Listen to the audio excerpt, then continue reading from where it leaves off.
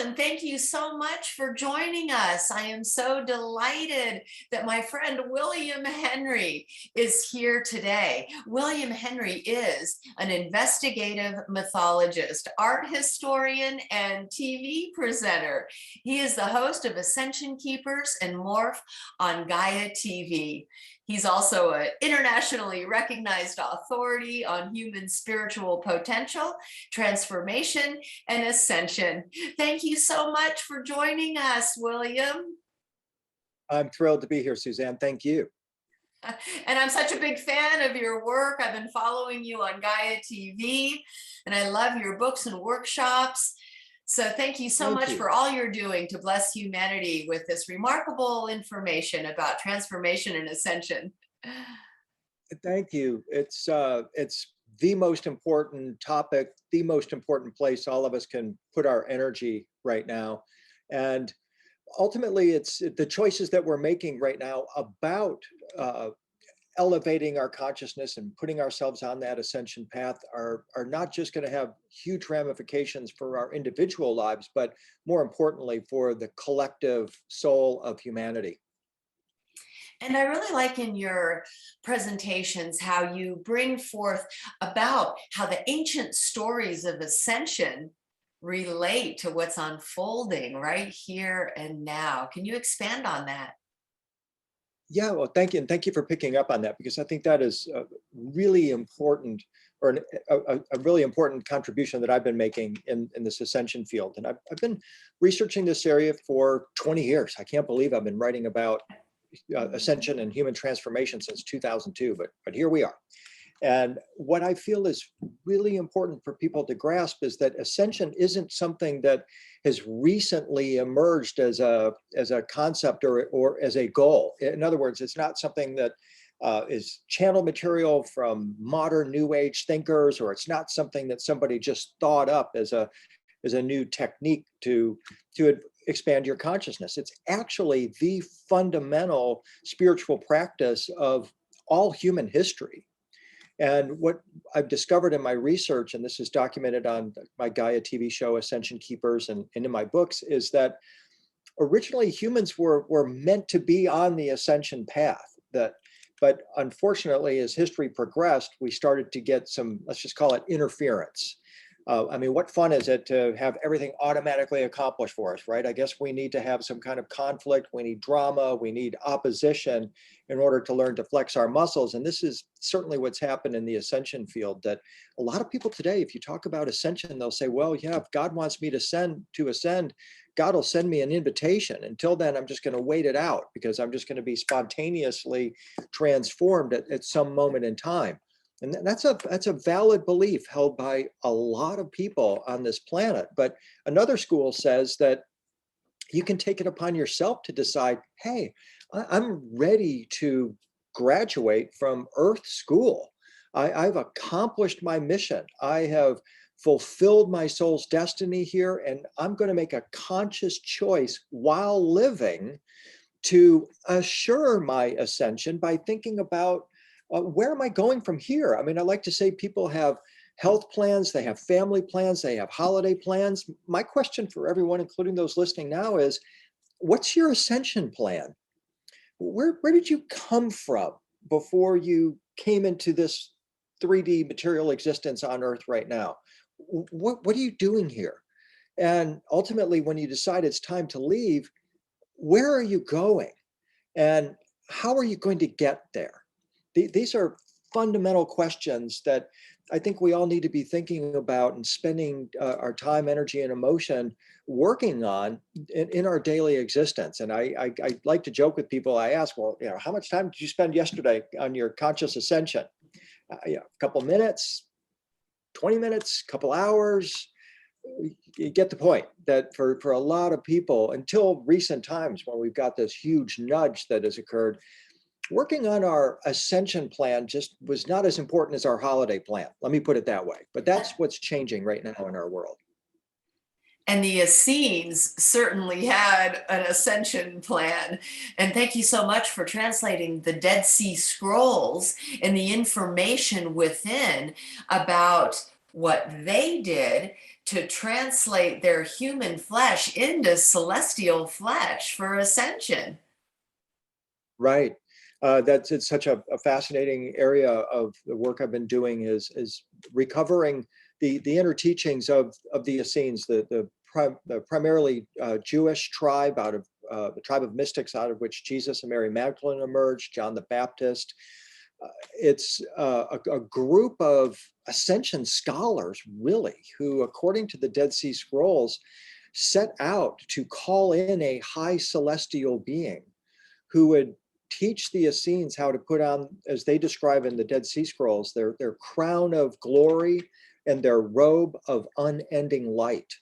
I mean, just think about that imagery, your crown of glory, your halo, and your robe of unending light, your light body, your ascension body.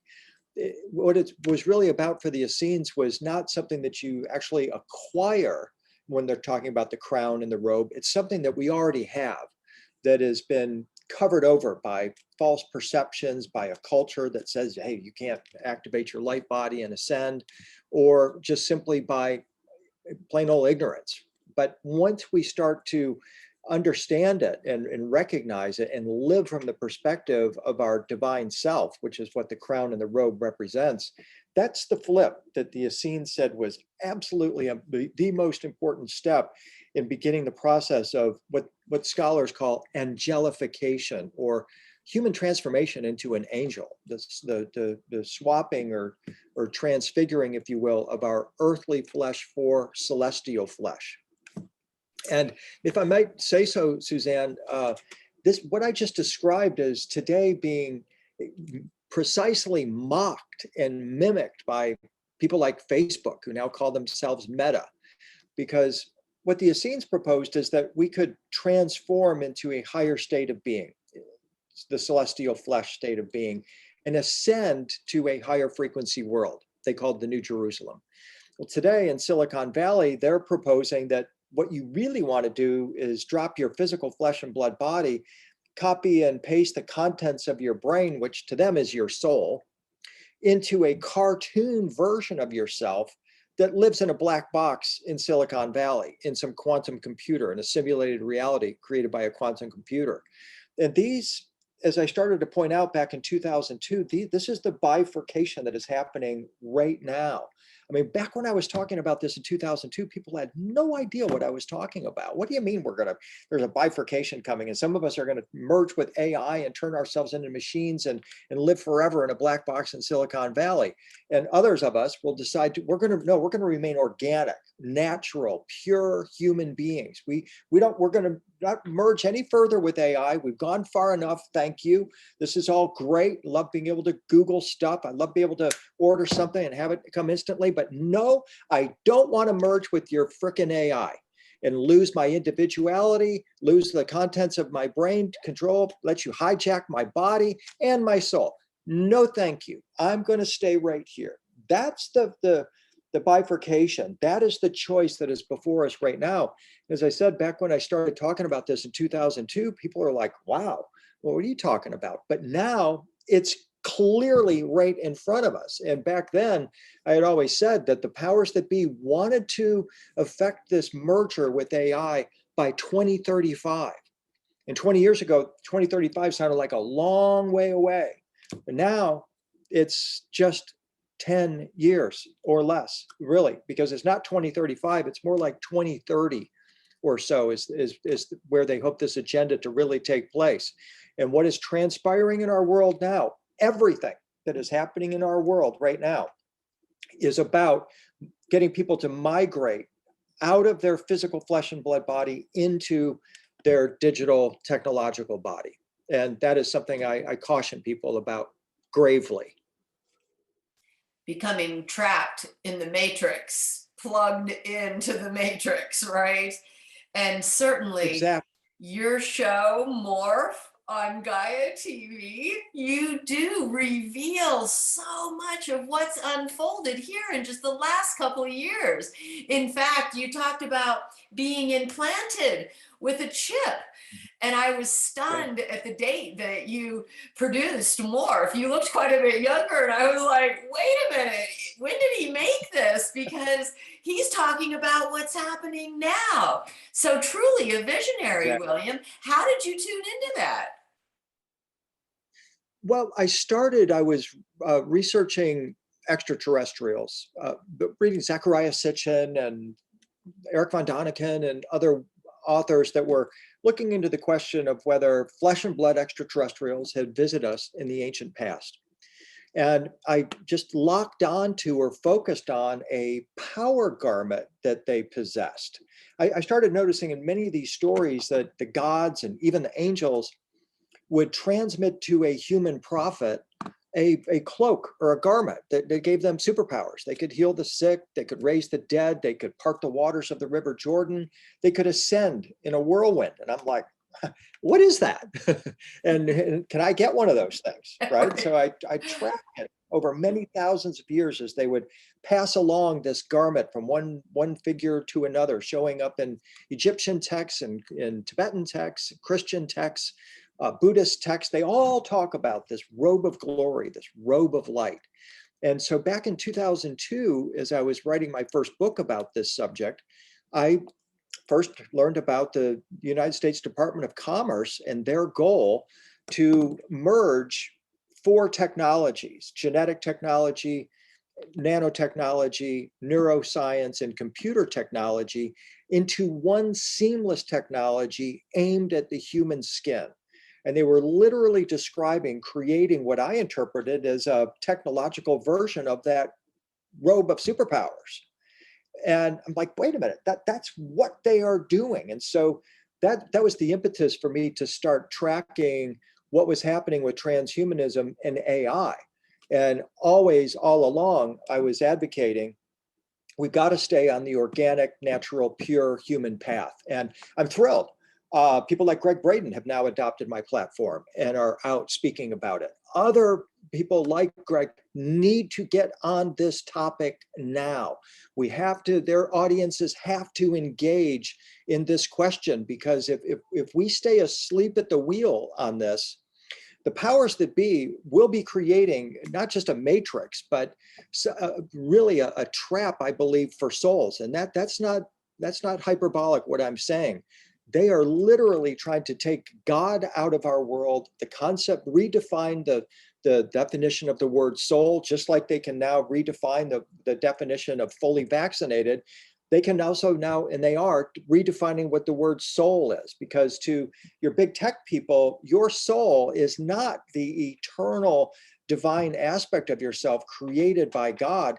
Your soul is just the accumulation of all those photos you put up on Facebook, Bubba, and all those Instagram posts and your TikTok videos, and every keystroke that you've ever done on your computer since you switched it on. We've recorded all of that. And that's your soul. And what you're going to do is you're going to take that soul and you're going to take away this body, and you're going to create your cartoon version. You're going to go live in the virtual world. That's their game. That's their game. And to me, again, I can't overemphasize what a soul trap that actually is. And so you're talking about a bifurcation then of those who choose the AI path and those who choose the ascension path. And how do you see this bifurcation playing out? Well, I mean, if we were to just stop right where we're at right now and look for examples, you can see what's happening in Germany.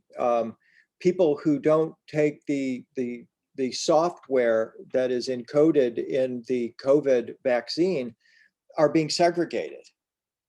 And there's talk of camps in Australia and even in America. And this gets pretty extreme when you start talking about saying, look, if you're going to remain an organic, unaugmented human, you are now considered unsocial or unfit to be part of the rest of the public, because the rest of the public is going the augmented path. The rest of the public will continue to boost what has already been injected.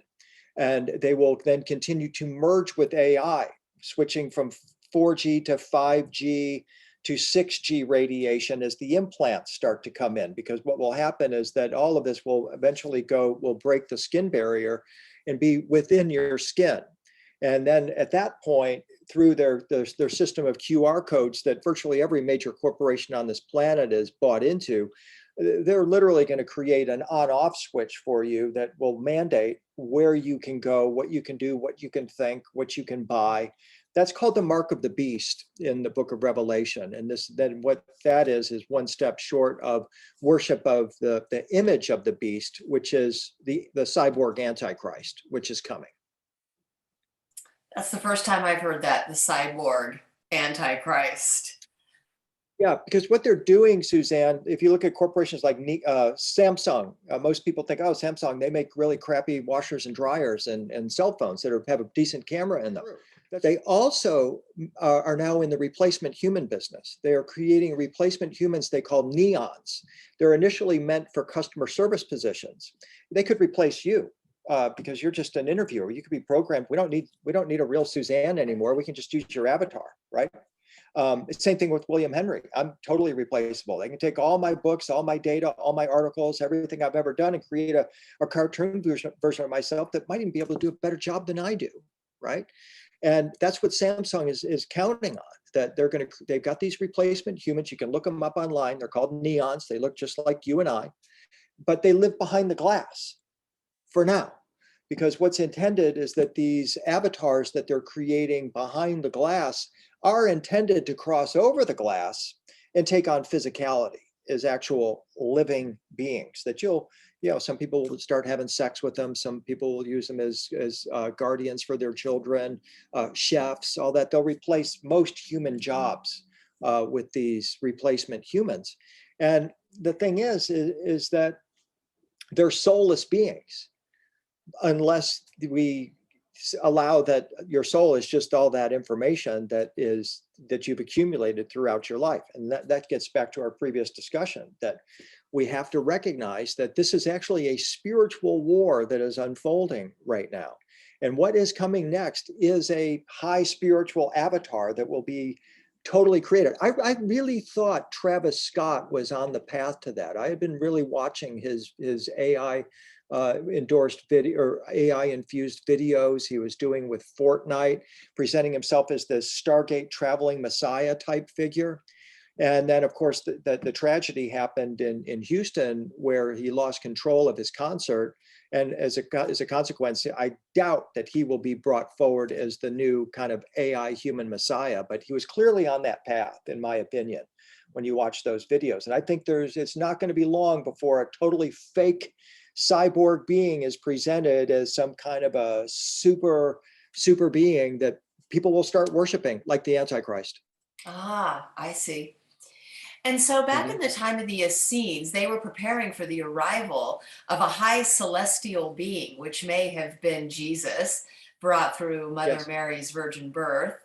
And then how would that translate to now? Are we awaiting the return of a high celestial being, or are we becoming Christed ourselves? And this is the return of Christ consciousness, or maybe both? No, I'm going to say both. Both and. Yes, indeed, the Essenes were believers in reincarnation. It's widely thought among the Gnostic circles that the Cathars of southern France were reincarnations of the Essenes. They lived in the 13th century in southern France and maintained that they, like the Essenes, possessed the original teachings of Christ. And the Cathars knew they were going to reincarnate as well. And I believe that there are many, many reincarnated Essenes and Cathars that are amongst us now. And they're seeking to remember and to reunite and to finally allow their teachings to be taught on a mass scale. Whereas before they were quite sequestered. Now we have the ability to put them out to the masses. Thank you for that.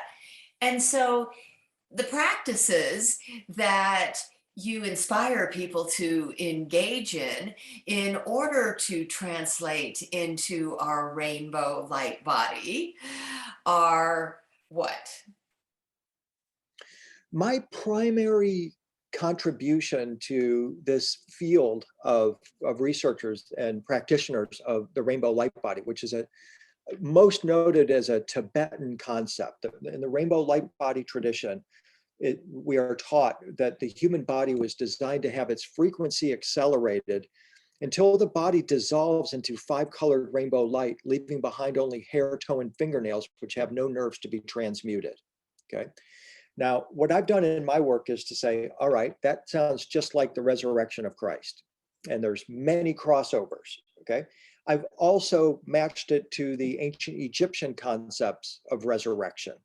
And what I've come to conclude is that this rainbow light body teaching isn't Tibetan, it isn't Christian, and it isn't Egyptian. It's cosmic. It's like the original cosmic teaching that found its way into all these spiritual traditions. And what I've sought to do is to unite those teachings. And that's what I do in my presentations. And the primary modality that I use and the thread that links all three of those traditions is they all say the same thing, that the most direct way to activate your rainbow light body, your glory body, your ascension body, your resurrection body, is through eye-to-eye, soul-to-soul contact with a being, be it Padmasambhava in Tibetan Buddhism, Osiris in ancient Egypt, or Christ in the Christian tradition, that through an image of this being, they can transmit to us the light, the codes, the frequencies that can activate our own rainbow light body. And what I back this up with is the neuroscience that proves this, the centuries, if not millennia, of spiritual teachings that say this is the most direct route. And so what I do is in my presentations, I have a vast and really absolutely incredible collection of sacred art portraying the resurrection body or the rainbow light body, which I offer in my presentations. And also with the teaching that goes along with it, that these images will show us the way. And I back that up, as I say, with the neuroscience and the quantum physics now that shows us how this is possible. And I encourage people that no matter what your modality you're practicing to lighten your frequency, be it through diet, meditation, study, physical work, whatever it is you're doing, you can complement it by beginning to incorporate what I call the art and science of living ascension and utilizing these sacred images. You do use really powerful images, especially in Ascension Keepers. And I do feel transfixed when I watch your series, and I've watched it a couple times now. And Thank you. oh, thank you for producing that, because it does feel very activational. And those images now feel imprinted in my brain, and I have such a better understanding of I know. translating. You know, we have great teachers like Dr. Joe Dispenza, who is teaching ancient principles about how to open the heart and how to connect with your future self. And that's exactly what the image makers of these images that I utilize would say, is that they're helping us to visualize so we can begin to rehearse and build those neural connections to our future self. Your brain looks at the image and wants to mirror what it's seeing. As you're looking at an image, for example, of Jesus bursting into light, part of you is bursting into light. But we have an editor that says, oh, chill, Suzanne, you got to get through this interview today, and then you got to go grocery shopping after you talk with William. So don't turn into light while you're talking with him and looking at this image, okay? But if we could somehow nullify that editor and open up the full potential of our brain, our body already knows how to do this. It's hardwired to do it. We need the software that will activate it. And that's what the images start to provide is that software for activating our light body. So what I've found myself over the years of engaging in meditation and Buddhist chants, mantras, mudras, and even walks out in nature is that I'll find myself in a state of metamorphosis where, say, I'm walking out in nature and suddenly I'm aware that everything is vibrating at a higher frequency, and it seems like it's raining sparkling light and all of the colors are Right. fluorescent, and I feel this Yeah. profound sense of oneness, and I Yeah. realize this state of being I'm in right now is a higher vibrational frequency experience, or even a higher dimensional Right. experience than the normal, 3D experience that I'm having when I Right. get home and now I have to go to the grocery store. But I can take it with Right. me. And as I do, Yeah. it seems like I keep leveling up. And so even when I go to the grocery store after my experience, I'm more engaged and I feel more uplifted and elevated and interacting with others in a Absolutely. more That, compassionate that, way. yeah, I would liken that. That's the primordial state that the Essenes were trying to get back to. That is the state of mind and consciousness that we're supposed to live in 24/7. But part of what happened historically, and this is what the Essenes would teach, is that it's our physical desires, it's our physical body that gets in the way of us staying in that space at all times. But it is possible. And this is what's so cool about what's happening now around our world, is that for the very first time in history, Suzanne, we have millions and millions and millions of people that are doing yoga, that are taking those intentional walks in nature, that are experiencing this state of being. And the power of that exponentialism that can engender is what will manifest the flip. We can reset the reset, in other words, by many, many millions more people getting into that state. And this is the challenge where we're at right now, is there's so much that's being put on us that's telling us to be fearful, and the media terrorizing us on a daily basis. And so part of what I would have to say is, well, how do we navigate through that? Well, we turn it off, for one. Yeah. And two, we start to do the things you were just describing that put us into that elevated state and stay there. That is what opens up that angelic intelligence, or ascension intelligence, as I described it. And it's remarkable how your life starts to morph into beauty, grace, symmetry. You start to attract people into your reality that are on the same path, and you find that your occupation starts to reflect offering meditation and writing books about ascension, and pretty soon you're creating this 5D life for yourself, and you become less aware of what's unfolding in 3D because it's not affecting you. Is this how you see the bifurcation happening? Yes, exactly. And that again is what is unfolding now. And it's incumbent upon all of us that are on this ascension path to begin to bring in those higher frequencies, to flip, or as I say, reset the reset into what it is that we do want. And what we want, I believe, is to remain organic, natural, pure humans that with our expanded consciousness. Let's try that for a while. I mean, a few years ago, I used to be much angrier about it than I am now. And I'm not as angry because, as I said, I mean, there's great people like Greg Braden and others that have now picked up this message and are starting to get it out there. So my anger was sort of born out of frustration that people weren't paying enough attention to this. Okay. But now it's so in our face that we have to pay attention to it.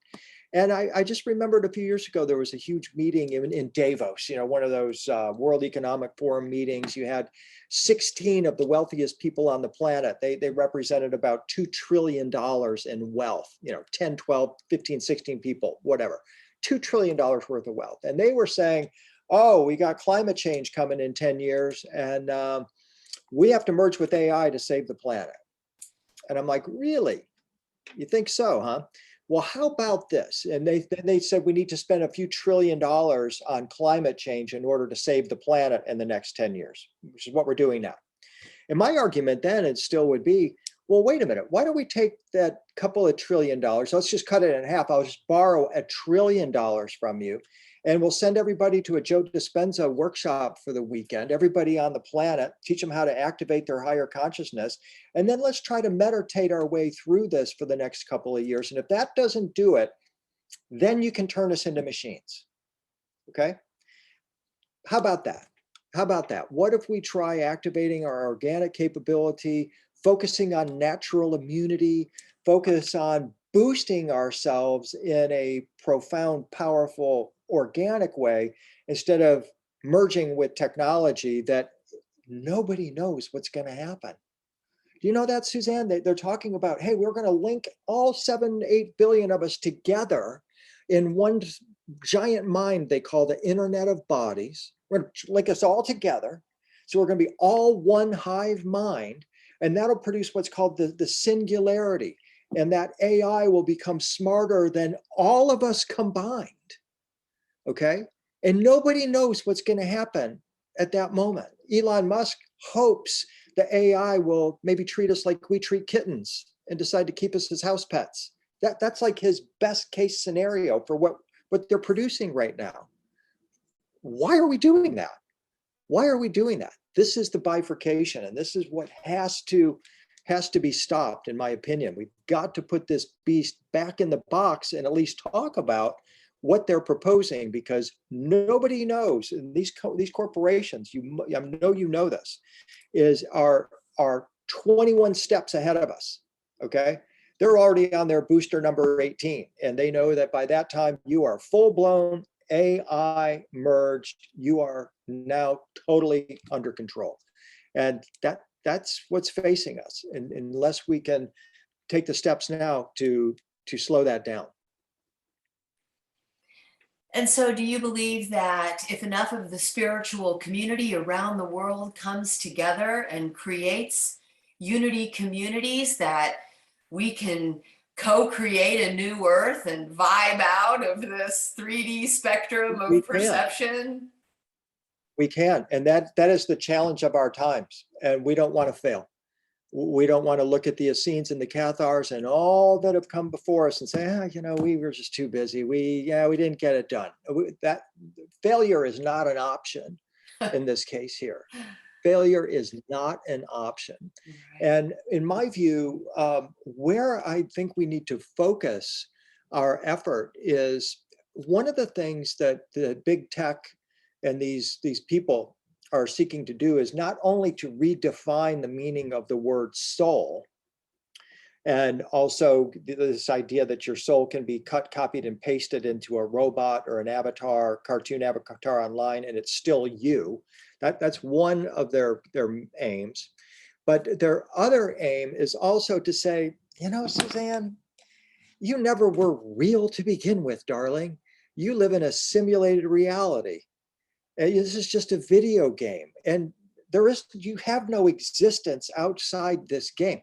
This is what they're teaching children right now. It's even more dangerous than anything that's being taught in the schools now, is this belief that all of this is just a fake simulated reality, and it doesn't really matter what you do.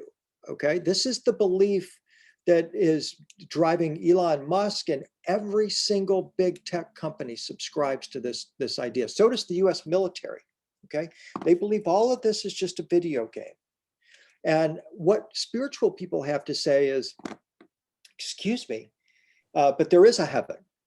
There is a pure land that the Buddhists describe. There is a base reality outside of this reality, this matrix that we are in. And you are not going to convince me that I am a nothing being, that I don't matter, that this is just a video game. I'm not going to listen to that nonsense that you're spouting. Instead, I'm going to focus my effort on proving the existence of that life after life, the pure land of Buddhism. I'm going to connect with the avatars and beings who dwell in those higher frequency realms, and I'm going to bring them into this realm and show that demonstrably in my own life that there is a reality beyond this one. So I know that sounds maybe sci-fi, sounds a little heavy, but again, I've been researching this and studying these people for 20 years. I can get in their head, And this is what they are, this is what they believe. And this is why I say this is where the real battle is in this quote unquote war we're having with the big tech companies, with these tyrannical authoritarian organizations and governments. That this is what they believe. And we have to come back at it from a spiritual perspective, and proving the existence of the base reality beyond this one is our key mission right now. Robert Bigelow, the National Institute of Discovery Science, he went on the Skinwalker Ranch and is a billionaire. He just recently gave out a $1 million prize to Jeffrey Mishlove for his paper talking about the proof of the afterlife. So that is an example of a step in that direction, where scientists, philosophers, spiritual people are beginning to say, hey, wait a minute. Yeah, we have got to hit this with some very powerful information right now. Near-death experiences, I think, are the Yeah. proof that our soul goes on. And there's so many of them now who are Right. having these NDEs and coming back and telling about their experience on the other side. And I Right. myself have witnessed my mother-in-law and my father both pass, and I saw them go in and out of their body. And it Wow. was remarkable to experience, that transition. I was going to ask a couple of more questions. One, when we talk about this sort of virtuality, I do get this sense that since we are in a holographic universe, that there may be a virtuality of our eternal souls at the center of our creation, in a sense, projecting holographic fractals of its personality into these different timelines and dimensions. Right. And so, in a Right. sense, it may seem that this eternal soul is sort of playing this virtual reality game with its avatars. But the difference is that it's a streaming consciousness from our eternal soul, who is sourced by the infinite and also immortal. And so that we know that even if we are here in this holographic reality, we are streaming consciousness from our source self, or our eternal soul, Right. who is immortal Right. and divine. Right. Right. And I, of course, go along with everything you just said, but just want to emphasize that we don't live in a holographic reality. In my view, we live in a reality that is like a holographic reality. I mean, that is a current era technology that we're using to describe what we see around us. And the key point is of emphasis is also that to not lose sight that there is a base reality outside of this reality that does behave like a holographic reality. And that, again, is the key point that I keep trying to emphasize. Is that's where we have to put our effort, is in connecting with that realm. It's intermingled with us, according to the Egyptians, according to the Tibetans. Christian teaching says the same thing. Plato talked about this concept. So it's nothing new. It runs parallel with the whole idea of ascension, because once again, part of the question about ascension is, where are you going and how are you going to get there? Like, for example, what you described earlier about that really heightened state of ecstasy that you could enter into in your waking state. Yeah, that sounds very much like the Garden of Eden to me. That, as I said, that's our primordial state. And so that's an identifiable kind of layer or frequency. And what we've got to do is match up our experience with what the ancients described about the continuing geography of those higher realms. I mean, today you use the word 5D. I think people use that a lot. That's a good term because sometimes they don't want to recognize that ascension is a Christian concept, right? That the new heaven and new earth that's Christian, that's Christianity. So we put new labels on it, but it means the same thing as the new heaven and new earth of Christianity. So I think it's really important that when we talk about some of these terms, we're able to find their source and then match them to the originators of that concept, because in my view, that's going to get us closer to the purest teaching um, about this concept. And so the new Jerusalem being the new earth that we have the opportunity to ascend into. And is that a global concept of the new Jerusalem is the new earth? Yes, yes. That's, again, John in Revelation, I saw a new heaven and a new earth. And again, this is where the mocking and mimicking comes in, because your virtual reality people say, yeah, there's going to be a new heaven and a new earth. All you got to do is put on your virtual reality goggles and you're there, baby, right? And then ultimately your whole physical body will enter into it, not just through the glasses.